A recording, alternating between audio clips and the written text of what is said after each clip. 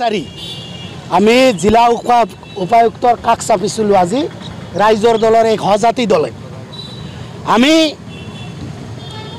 তথ্য সহকাৰে উপায়ুক্তক ডাঙৰীয়াক কৈছোঁ যে দক্ষিণ হালমাৰা চাৰ্কেলৰ অন্তৰ্গত আজি ৩,৯৭৫ বিঘা মাটি চৰকাৰে একোৱাৰ কৰিছে। চৰকাৰে কিয় একোৱাৰ কৰে?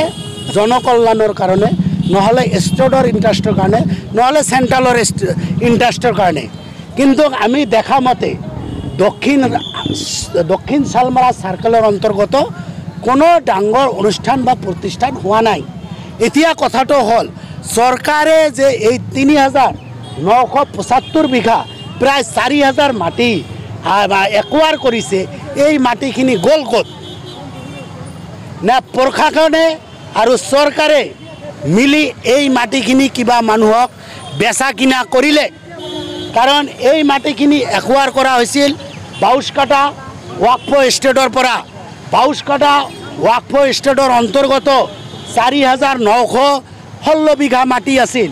আজিলৈকে বাউচকাটাৰ 916 বিঘা মাটি ক'ত আছে, কি আছে, এই তথ্য চাৰ্কেল অফিচত নাই। গতিকে আমি কৈছোঁ ইয়াক তদন্ত কৰক। মোৰো মাটি আছে, মোৰ মাটি ৱাকফ বোৰ্ডৰ আণ্ডাৰত পৰিব পাৰে। গতিকে মোৰ মাটি যদি ৱাকফ ষ্টেটৰ আণ্ডাৰত পৰে, মোৰ মাটি মই এৰি দিম। গতিকে এই ৪,০০০ খাস মাটি চৰকাৰে কাক দিলে, কি কৰিলে, কাক বা আবণ্টন দিলে, নে বিক্ৰী কৰিলে, নে লিজত দিলে, ইয়াৰ হিচাপ লাগিব। আমি যি দেখা পাইছোঁ কোনো ধৰণৰ খাস লেণ্ড একেৰাহে ১,০০০ বিঘাও নাই। গতিকে টুকুৰা টুকুৰি কৰি যদি হিচাপ কৰা যায় ১,৫০০ৰ পৰা ২,০০০ হয়তো খাস লেণ্ড ওলাব। কিন্তু চৰকাৰে যি ৪,০০০ বিঘা একোৱাৰ কৰিছে, এই মাটি ক'ত? ইয়াৰ হিচাপ লাগিব, ইয়াৰ তদন্ত লাগিব, ইয়াক কাক দিছে তাক লাগিব।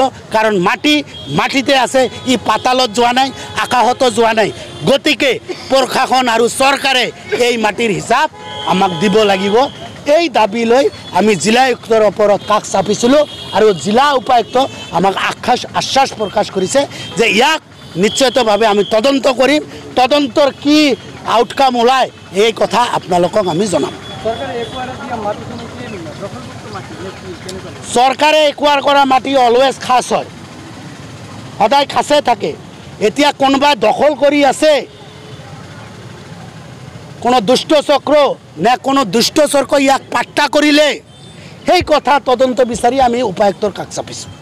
যিকোনো খবৰৰ বাবে যোগাযোগ কৰক 70901733 অথবা 7099017990 নম্বৰ।